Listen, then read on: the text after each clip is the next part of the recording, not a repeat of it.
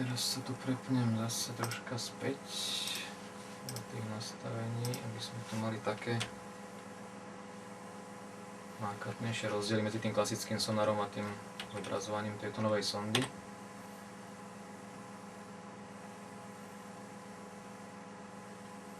V podstate ten sonar tiež, ako pre tí modely, sonda vysiela určitý lúč, na základe odrazov tých signálov to vyhodnocuje, vykresluje na obrazovke. Tu dokáže lepšie odseparovať tie ciele od seba a tu napríklad vidíš rybu v stĺpci a jej tieň pod. A to je vaša nahrávka? To je naša nahrávka, hej. A to vyzerá na dlhú rybu? Zase treba troška aj rátať s tým, že pokiaľ by si sa pohyboval pomaly, tak ten tieň tej ryby ti vykreslí dlhší, ako keď rýchlejšie ponad ňou preletíš. A druhá vec, keď ryba treba si ide súbežne s tebou, tak ti tiež vykreslí takú dlhšiu. Ale tam, kde u sonaru ti napríklad vykreslí dlhý oblúk alebo takú dlhú nejakú šmuhu, tá ryba jak išla, tak tu ju skôr zachytí a vykreslí, odseparuje. A u sonaru by si mal takú dlhú čiaru a tu proste vidíš, že to je jednotlivá ryba. Tam by si povedal, že áno, že to tiež uvidíme na niektorých takých nahrávkach, že ten klasický sonár nedokáže tú rybu vykresliť ako jeden objekt, ale kresliť to ako, že je to ryba, ako už z praxe by si vedel, že to je ryba, ale že je v pohybe. Na tú rybu daj mi ten štvorček, aby som vedel, jak ho znázorňuje tento a jak takto to vidím presne. Ešte raz sa musím prepnúť. Túto rybu tam asi neuvidíme moc dobre, lebo je mimo toho stredného lúča. Je už v tom krajnom lúči, čiže ona sa tu nachádza, nie je tam zobrazená. Ale tu napríklad bude ryba, aj táto, toto by tam malo byť. Je to možné? Tak potom aj hento dlhé je. Áno, aj to je ryba, ale tiež asi išla súbežne s tým. To som nechcel zaujímať, ale takto ešte raz sa tam presunieme na to. Ja som sa chcel do druhého okna prepnúť, čiže táto ryba. A tu keď sa prepnem, tak to je tento. Víš, po nej chodím teraz. Čiže to je konkrétne tá ryba. A toto si dokopy nevidel nič. No, ale tu sa pozri napríklad táto ryba, jak je krásne vykreslená. Táto už je v tom strednom lúči, takže keď sa na tú presuniem,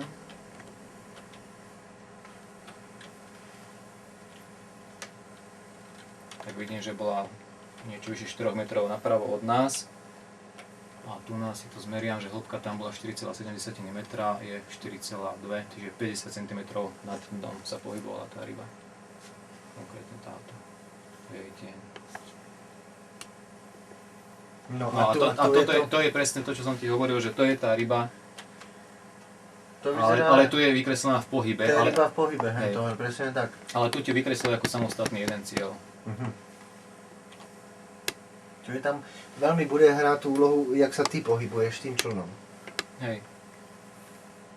Ale tu vidíš, proste vidíš tá ryba, jak je otočená, ktorým smerom, jak si ty išiel, tak v podstate sme išli proti nej.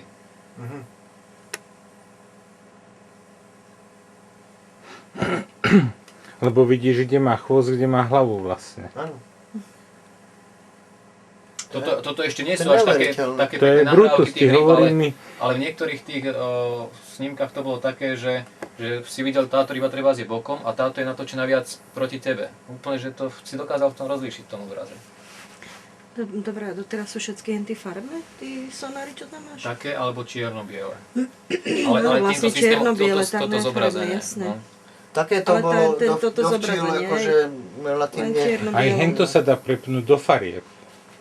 Hej, ono tu tiež sú tie rôzne režimy, že ja si toto môžem aj klasické čierno-biele treba znechať, alebo reverzné a tak, alebo všelijaké iné tie farebné režimy, ale toto je taký najpriateľnejší aspekt. Ale myslím tú priestorovku, vieš? Ale aj tá sa dá, že tu ja tiež mám tie isté možnosti, ale iba v týchto nejakých farebných odtienoch, čiže buď takéto klasické nejaké čierno-biele, alebo negatívne čierno-biele, alebo ešte tá červená je tam taká celku slušná. Taká výrazná.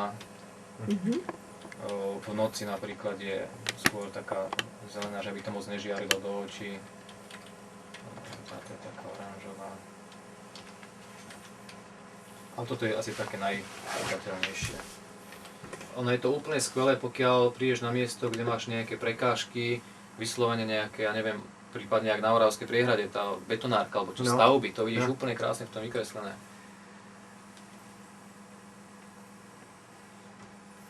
To je presne to, no. Veškerá ryba z vody je v 10% natlačená.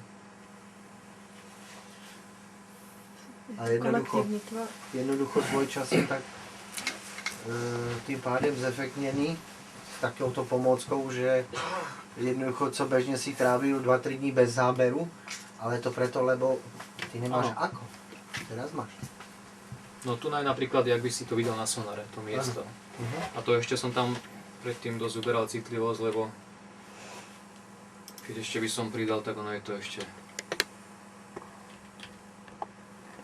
viac farebné. Toto je taká 80%, to sa dá používať na tých vodách bežných u nás. No.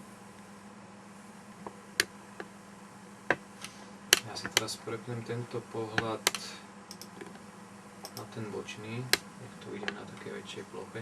Ono nie je problém, ja si to môžem dať treba aj na celú obrazovku. A to vidíš úplne krásne, aké tam bolo to. Jasne, ale toto sú ryby. Áno, to sú všetko ryby. Toto je tráva? Toto, Áno. co to tak trčí? Toto? Hej.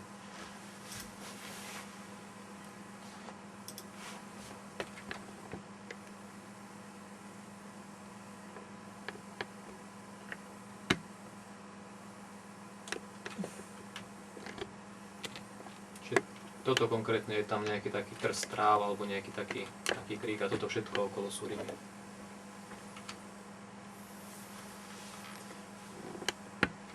Čiže tam, kde to dno bolo troška už rozbité, tak tam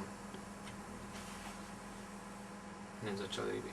Tu ešte toto pravdepodobne bolo možno nejaký koreň zo stromu a len konáre z toho trčali. To skôr vypadá akoby zbytok stromu a toto na ten také ty riasy, vieš čo sú? No, môže to tam byť také. Ešte tu nenečumí nieco z tej díry.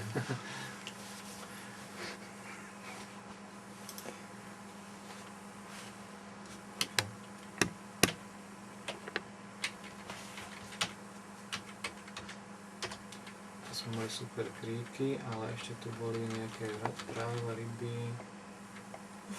Kde to rastú? Si to nepamätám.